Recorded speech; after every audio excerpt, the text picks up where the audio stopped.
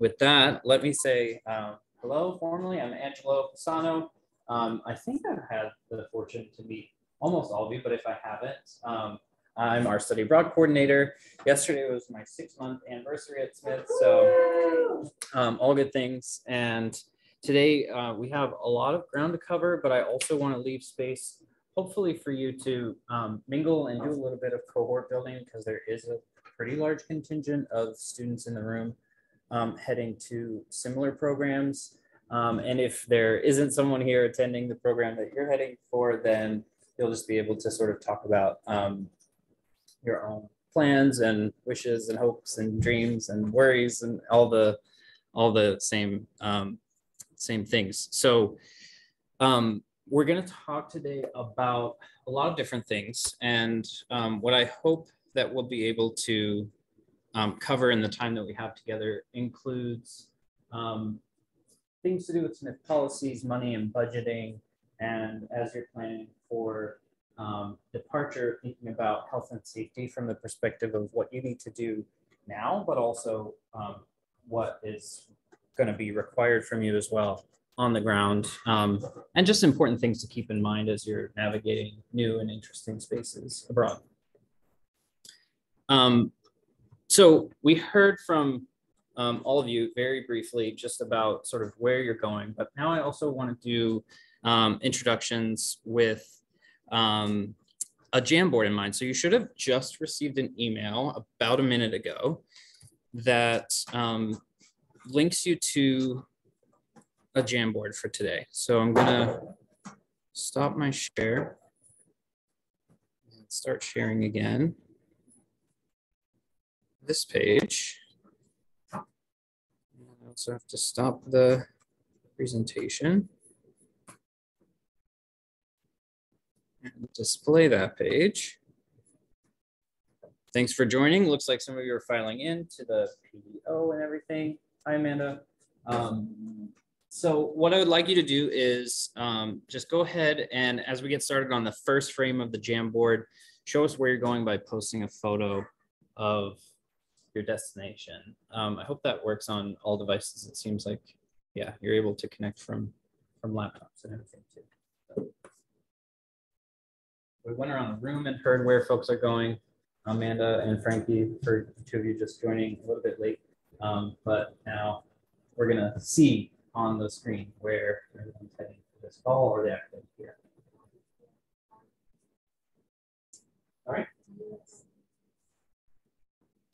Oh, if you like, you can. It's not required. You don't have to write your name. You just post a photo of where you'll be heading and show us, everybody in the room.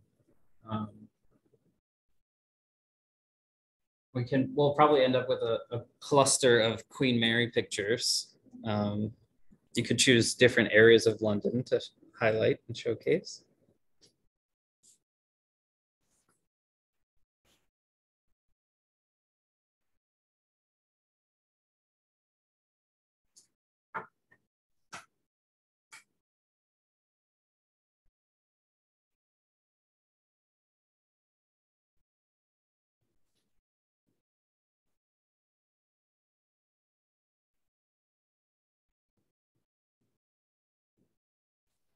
Beautiful.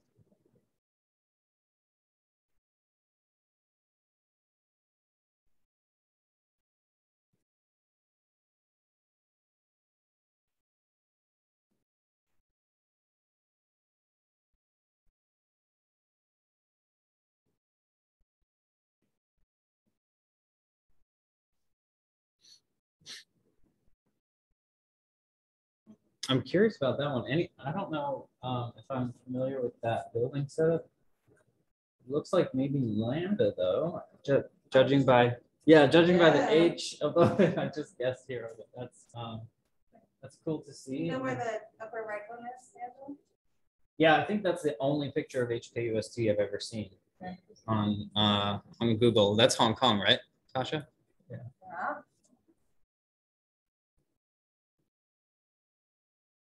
Fantastic. Okay, we have. Where's Scotland? Is the Scotland picture there? Yeah. Good. For me, it's hard to tell Scotland different architecture. I'm sorry. If there's no red bus, it's Right. Does that mean Scotland?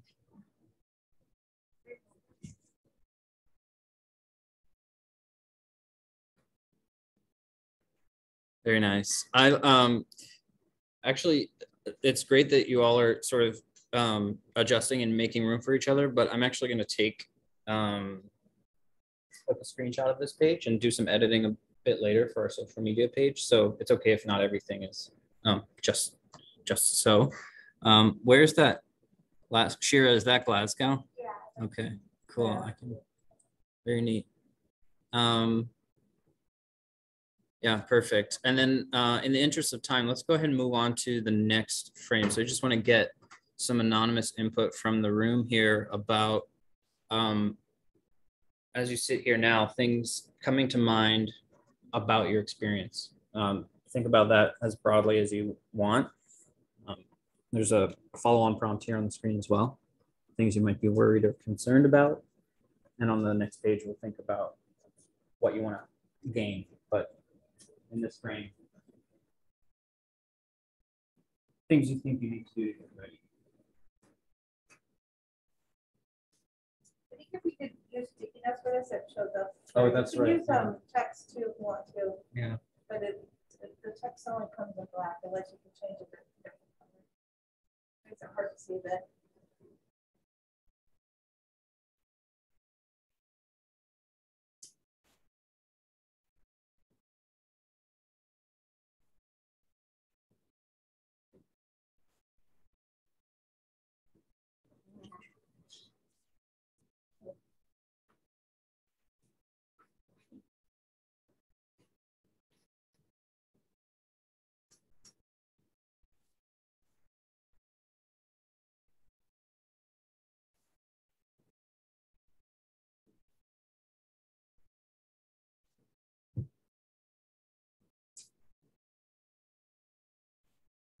Yeah, worried about culture shock, COVID, of course, personal safety. We'll touch on all of these things.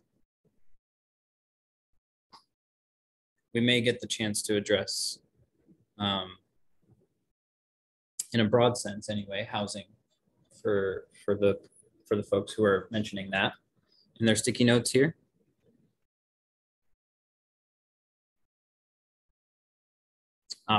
Accessing healthcare in the UK and in Ireland. It's a very, very valid concern. Flying in general.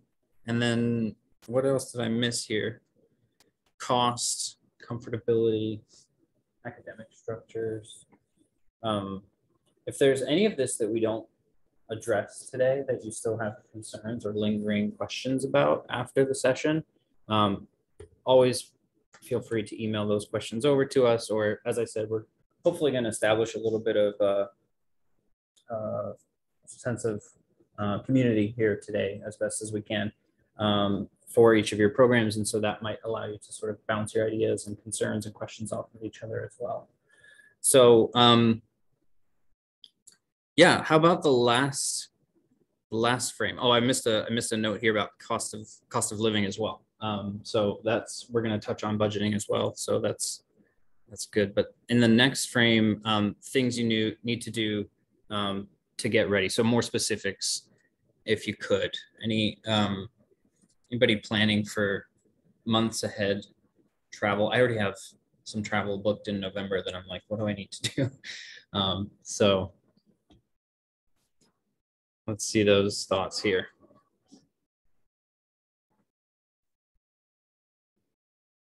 Senior year broad form. Yes, please.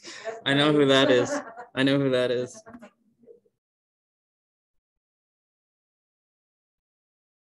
Getting your visas. The packing lightly question or like need came up yesterday as well. I think it's something we're all relearning. Even for frequent travelers, it's something you always have to remind yourself.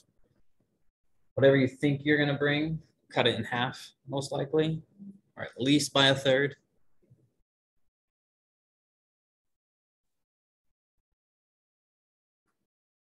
I'm glad someone mentioned breaks from the program here. That's good.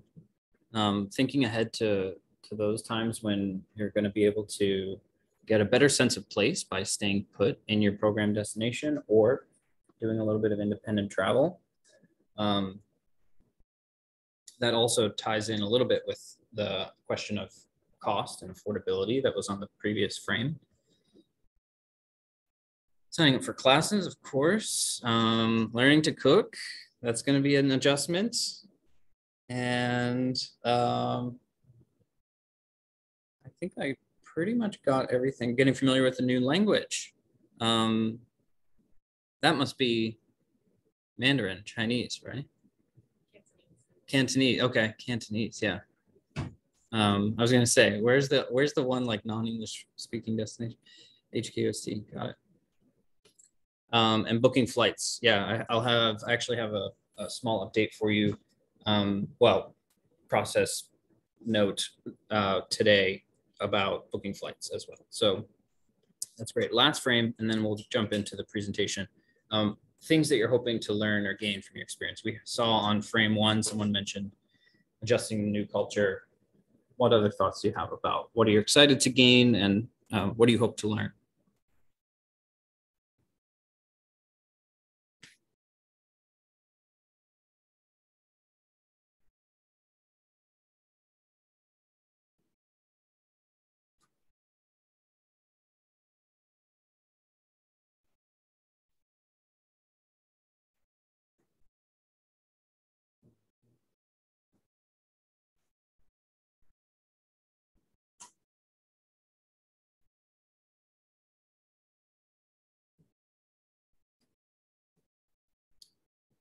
The program destinations that are represented in the room today are some of the world's great cities. So I would be surprised if you didn't expand your network somehow, some way, whoever listed that. But it's an exciting prospect, something that you should set goals around, I would say, because it's easy to see the time slip away and then to turn around and think, wait, I wanted to create an expanded network for myself, and here it is already Thanksgiving or something.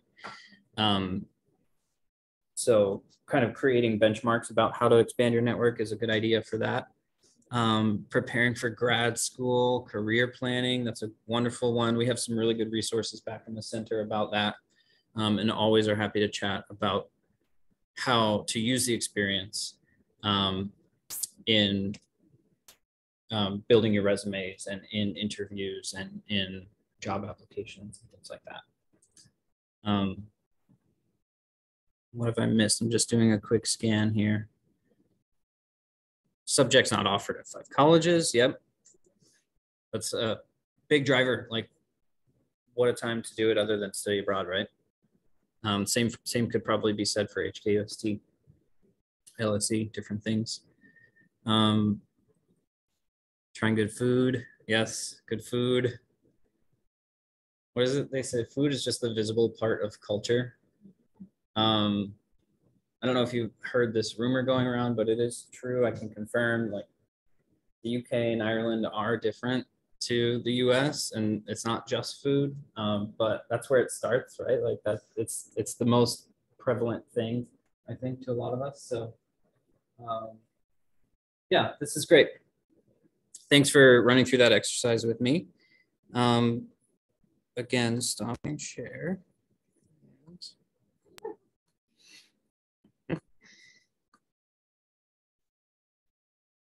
Okay, I think I actually learned a lesson yesterday that I have to start first.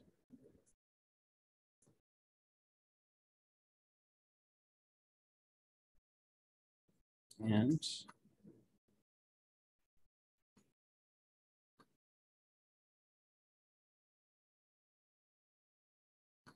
I guess I'll just share that screen. That's fine. Back to it. We covered all of those things. So in this next few months before you go and thinking about planning for departure, there's a couple of technical aspects that you want to address, and one of those is dual authentication. This didn't come up in the Jamboard, but that's okay. It's sort of an afterthought for a lot of people, but it is important to take care of now. There's some good resources on the Smith ITS webpage about how to authenticate your duo if you're traveling to a different country. And so I recommend you look into that process and set it up now. We did hear from a student who's abroad now. I don't remember which country, but the instructions there are a little more thorough than they may even need to be, but that's okay too.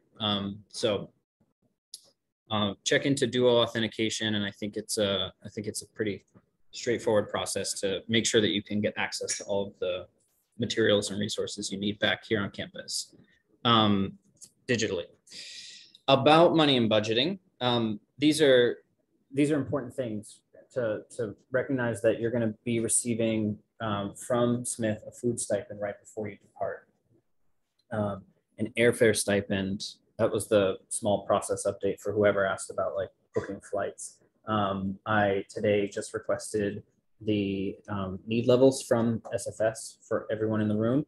And then for those of you who are receiving financial aid, I'm going to receive that list and ranking from SFS, and then be doing some research about how much airfare stipend you are eligible for, and issuing those checks pretty soon.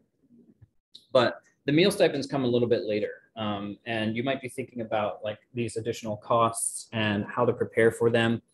And it's honestly going to come down to a sort of honest conversation you have to have with yourself about money, and planning for using that period of funds that you're going to get over the entire course of the semester. If you're heading for an academic year abroad, the LSE and HKUST folks in the room, I'll probably issue 2 stipends, one for the fall semester and then again for the spring semester. And they'll be pretty different because the term dates are a little shifted. But we have some really good resources. You're also all enrolled in a Moodle course for pre-departure. This presentation and a Prezi presentation can also be found there, but a lot more as well can be found about money and budgeting in the Moodle course. I would recommend actually just creating a budget sheet if you haven't already, and thinking about what's your average month look like here? Like how often are you going out for meals outside of campus dining, for example? And do you anticipate that changing at all? Because maybe you want your life to look a little bit different in your destination, or maybe you kind of want that same kind of routine. And that's going to impact your budget and how you plan your money as well. Yeah. Yeah. Is that also scaled financially, or is that like a flat rate? Food stipends are a flat rate. Yeah. So just as in your comprehensive fee, the cost of room and board is covered here. Whatever's not included in your programs, like some very few, but some direct enroll programs will offer a little meal stipend in their program fee. So if there isn't anything included, then I'm essentially just budgeting for the cost of an average breakfast, lunch, and dinner, three meals a day over the course of your entire program minus breaks, and then issuing you that check before you go. It's a good question. And we'll probably try to maintain an average or the same amount for everyone going to, for example, London or non-London England destinations or Scotland, so that there's some parity as well. Yeah. Let me just add to where there was a sticky note about cost of living in Northampton versus where abroad. Another good resource to get some information is in the Global City Center. We have program evaluations by destination, and you can go in and we ask the students, how much do they spend on personal travel? How much do they spend on books? How much do they spend, on other activities and stuff? And so you can go and get a sense of what other students have used their own personal money on. And so obviously there's going to be a range. There's a lot of students who are like myself, where I'm high financial need and I had to really account for every single penny and how I spent it. And then there's students who have unlimited budgets and spend, are able to spend much more than that. So you have to decide for yourself where you are in that range. But looking at the program and evaluations can give you a sense of what students did while they were in your same destinations. Mm-hmm. Yeah. think that's a really good point about the program evals. Those can be a resource for a really prolonged period of time, from like the point of trying to choose your program and now you're here and then thinking about kind of like those more intricate questions as well.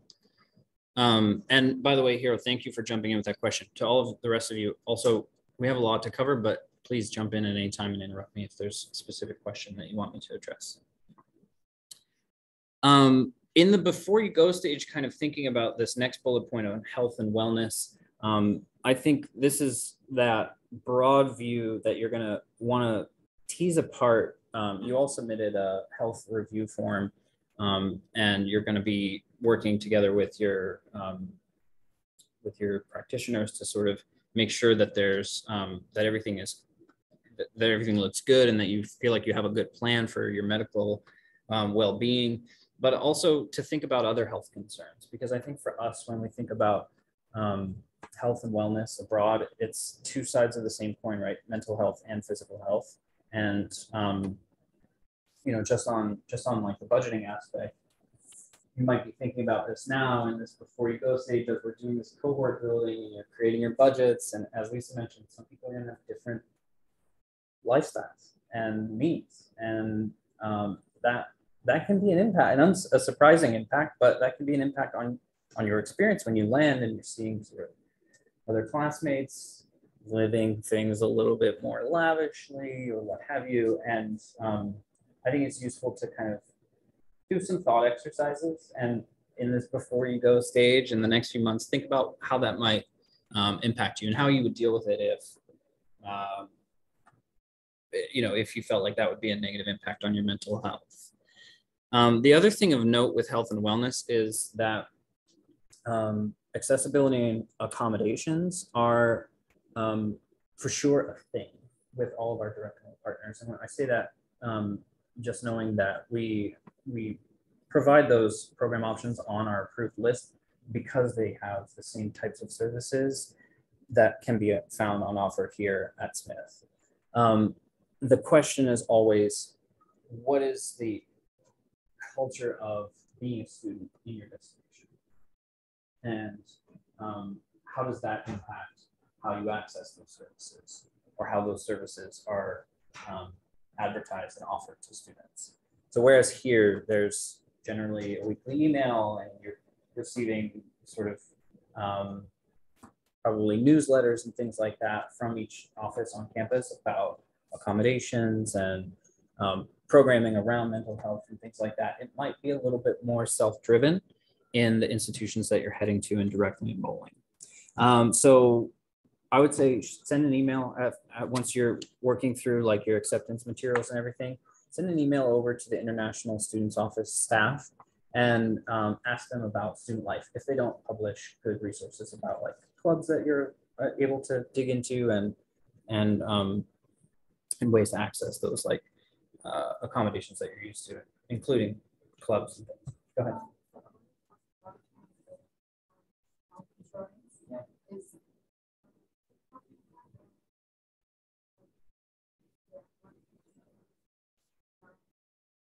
Question.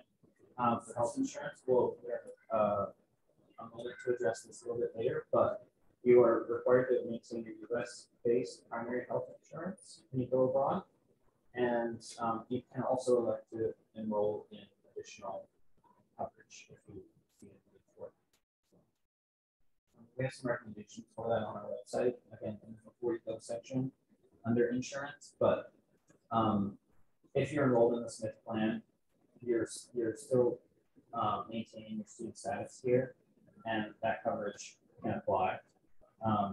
But it's just good to know about health insurance, like the claims process, and sort of in the UK, specifically because there's the national health insurance there, which may be required to enroll in, whether you need that card, whether you're just going to be able to use like the NHS card. I believe you'd be enrolling on it quite independently, but with some guidance from Queen Mary International staff at orientation. If they don't, it's a great question to ask early on, and even in the next few years to prepare for there may be a visa. There.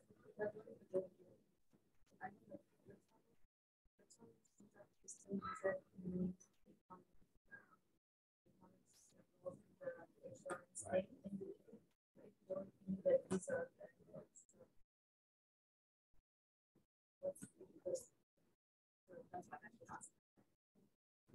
Yeah, that would be the question to clarify. If you're traveling visa-free, what the health insurance policy or enrollment process would look like for you. Did I see another hand? Okay.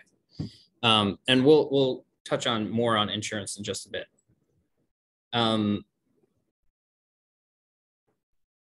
I mentioned this as well about health and wellness, those like routines that you find yourself in, and whether you want to shake those up and create new routines for yourself when you're abroad, or find ways to sort of replicate what feels comfortable and it keeps you in sort of like a good rhythm in terms of mental health here on campus, and sort of copy paste abroad to the best extent possible. I think it's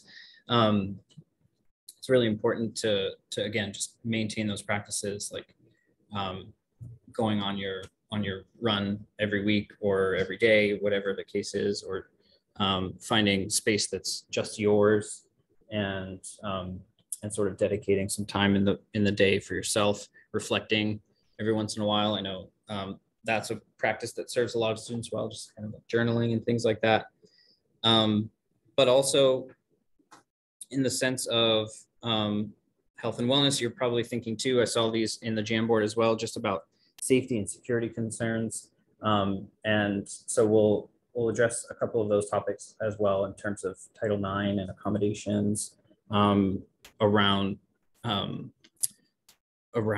safety too. Yeah, and then there are some Smith policies that that you'll probably be hearing from us about soon as well. But Moitse, it's really good that you also pointed out just being in touch with your specific institution as well, because I think that now's the time to sort of clarify any questions about how the application procedures are going and how your enrollment will be impacted by that. So moving right along, I want to address one of the first sticky notes I saw on the questions that came up. And in fact, this should be updated now, because something that's being monitored on campus now, more so than some of these statistics, which the image here you see is from our sessions in December. The new marker really is about hospitalizations, and less so what you see on the left half here about case positivity and new case incidence rates, and even the new case trajectory percentages. I think we're seeing that trending, that case numbers might go up, but really it's about capacity in the hospitals. And so the Study Abroad Risk Advisory and Assessment Group is still meeting bi-weekly to go over those things. And we've been supporting Study Abroad now for more than an entire academic year. We had a very, very small cohort in spring 2021, but now that we're rounding out spring 2022, the only reason that there would, because we can't predict everything, the only reason that we could foresee withdrawing support from Study Abroad would be if we were in a world again where borders were closing, and while there's always a risk that doesn't seem very likely right now, and we know our vaccination rates in our community, and we know what those rates are abroad, and again that unseen metric on the screen here, but hospitalization rates is also an important factor there. I want to pause. Are there any questions about COVID specifically? Did I touch on the concern in the sticky note and everything else? Okay. All right.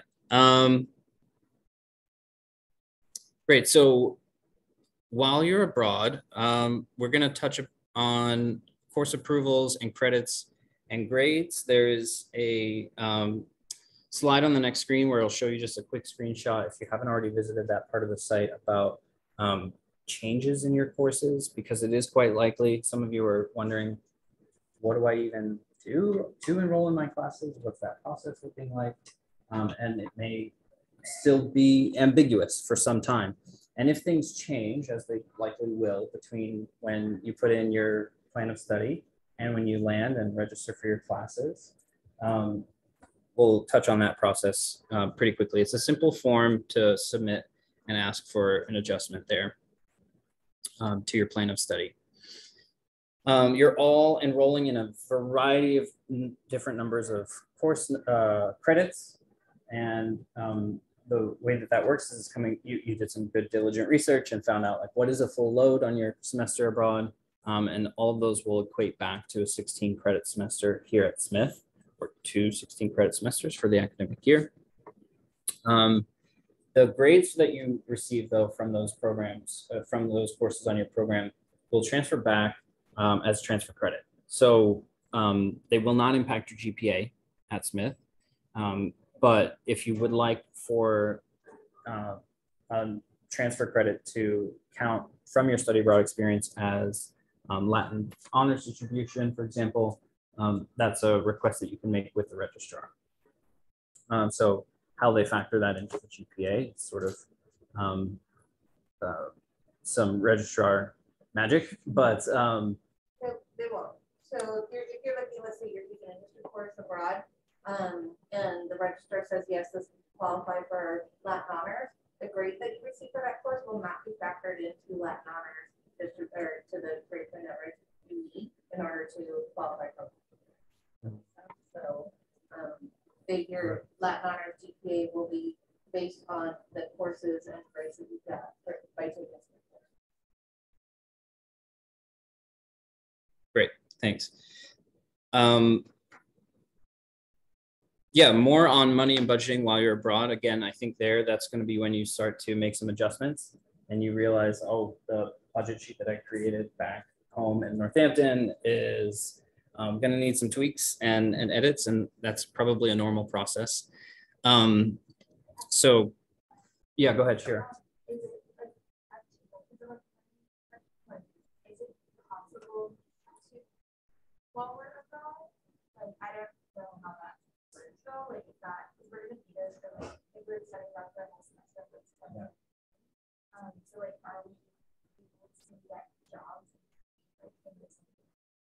And then also like,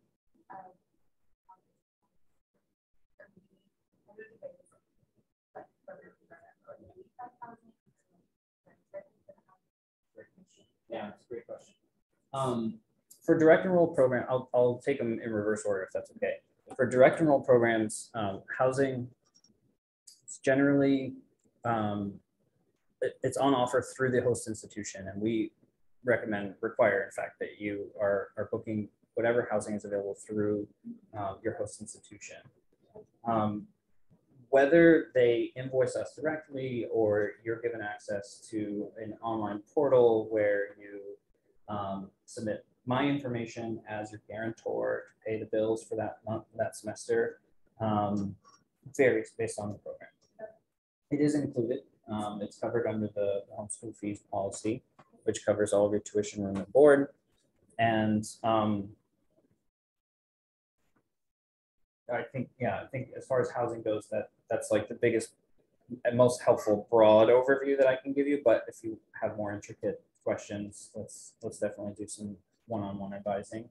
I just want to jump in with that. You should be receiving, as Andrew said, information from your host institutions about how to apply for housing, and there's almost always a deadline by which you need to apply for housing. If you miss that, you won't get housing. You won't be able to study abroad. So pay close attention. If you feel like you should have gotten the information and you haven't yet, reach out to your host institutions and ask, how do I apply for accommodation? It's another good area when you're thinking about the first question that you asked, Shira, to reach out to your host institution, but also do some research in advance on the question of, can you work on the visa type that you'll be applying for to enter the country? it's not always clear when you do that research. So that's why I say you may want to rely on the outreach that you do to your host institution and the International Students Office that they have some, you've had contact with already. But yeah, like the UK Tier 5 visa process changes periodically. And so I can't give you an exact answer on whether you would or wouldn't be able to find a job for pay in pounds. But it's something good to keep in mind around money invention. For sure. I want to go back here first, and then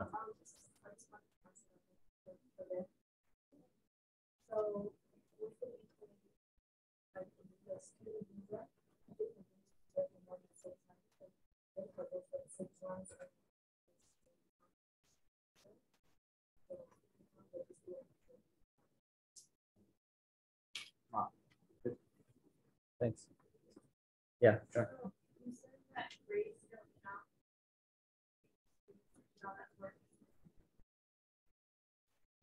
Yeah, the grades won't count into how your GPA is factored. But the credits will all appear on your transcript. And the grade will too, actually. The study abroad courses will be listed in the study abroad course, the credit, and the grade. But the grade is going to have a parenthesis around it, and that means that it's not being factored into your semester. Does that answer your question? yeah.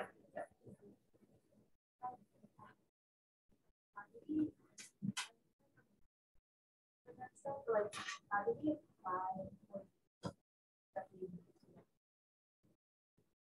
Yeah. Usually it requires a number of documents that your host institution will provide, mainly being your offer of acceptance. And we also provide visa support letters from our office as well. Those are short letters on official Smith letterhead that state the dates of your program, when you're returning, the number of pounds that we will be issuing payment for on your behalf to cover your costs and things like that. How it works, there's a direct enroll information PDF, again, on the before you go page under direct enroll. Just go all the way to the bottom of that page and open up for Scotland what that procedure looks like for Glasgow. I think basically what we do there is provide a link out to an external service to do a little bit of research on what the visa process looks like. Also ask your host institution where you're studying. Yeah. Great. So I'm gonna sort of just brush over again, health insurance and health and wellness together. You are definitely going to want to look into the plan that you have and the process for submitting a claim. Often this is, it acts as a reimbursement if you need care abroad that isn't covered by fees that you will have already paid out for those of you in the UK, like NHS, for example. And so that's useful to know in advance in case you have those unexpected additional health costs. And the other option that I wanted to sort of just show you briefly, I'm going to stop the share and say that you can also, let's see, you can also elect to purchase additional insurance. And when I say that with the thought in mind that some of you might be thinking about arriving early and visiting other destinations, or wanting insurance over breaks in a third country, for example, and what your coverage looks like might depend on your plan. But also if you were thinking about extending your stay after into the Christmas holiday, for example, before you have to return to Smith in January. And I can provide this link to you, but this is an option for you to request a quote, and you know, it's an additional cost, but extra coverage for if you're extending your stay. You could just plug it. You could use your zip code here in the US and your travel dates there to do that.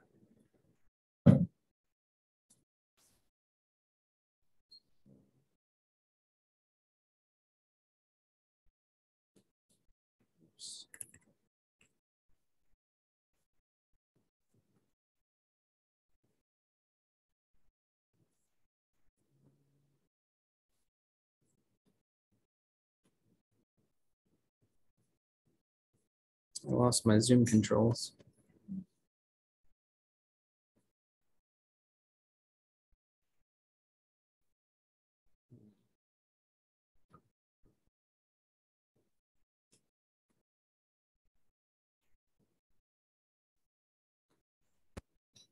Okay. Next, I want to talk about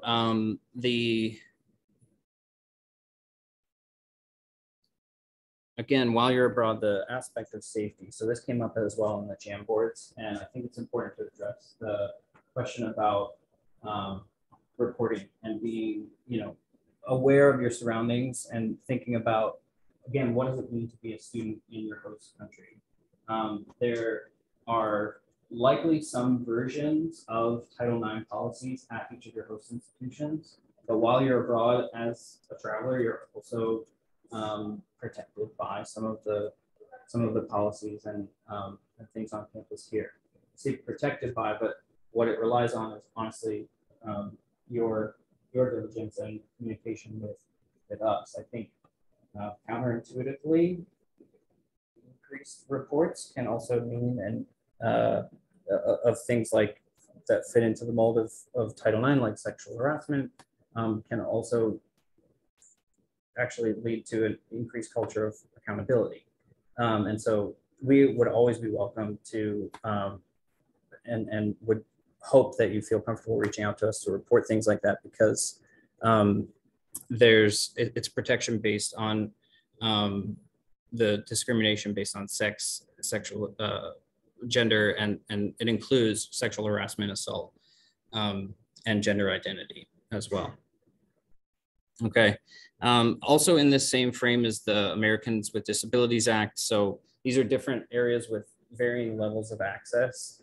Again, they're some of the world's great cities, but just sort of how the infrastructure has developed over time is obviously a lot different than the campus environment here. So if you're facing difficulties there, then we'd love to, again, hear from you and work together about strategies to navigate that new space.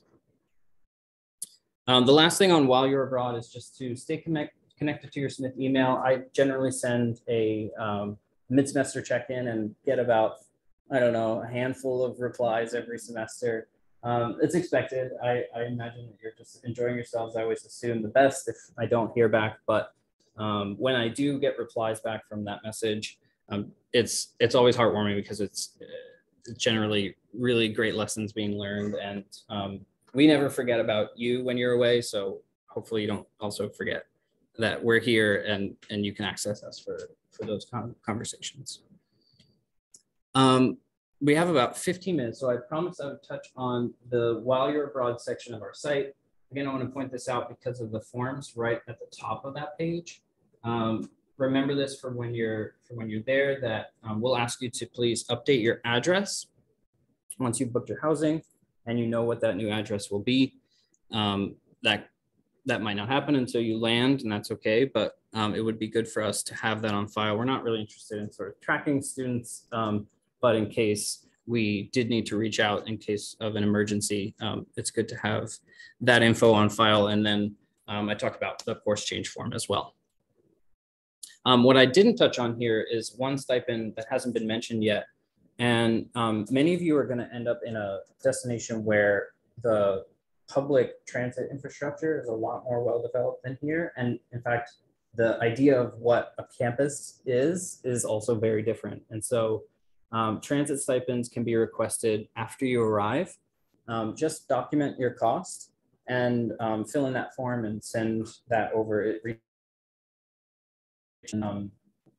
I'll make sure that basically you haven't asked for money during break weeks or something like that, but issue you a stipend where for example, your housing is located more than like a 20 or 30-minute walk from your classes every day. And it makes a lot more like logistical sense for you to travel by public transit. So you can fill in that form once you land, and those are just, I guess, the same as if you were taking like a 5 colleges course here. You have your PVTA fare covered. That same principle applies when you're abroad too. Okay. I'm going to brush over these as well because I think there's going to be some really good value gained in this time that we have together, actually just letting you talk to each other a little bit too and ask questions at the end. But I would recommend that when you have a little bit of time to look at the University of Michigan website and their resources on resilient travel. It goes back to that 2 sides of the same coin aspect on mental health and recognizing that there's going to be struggles. But I think that a lot of you in the room actually are coming into this experience having navigated way more ambiguity than study abroad alumni in the past. And so draw on that, you know, like recognize some of the lessons that you've learned in these COVID terms and how those can apply to being in gray zones and in the weeks when you're feeling like you're on a roller coaster of cultural adjustment. You know, you've got some skills and make use of those, but also know that again, we're here if you need to reach out.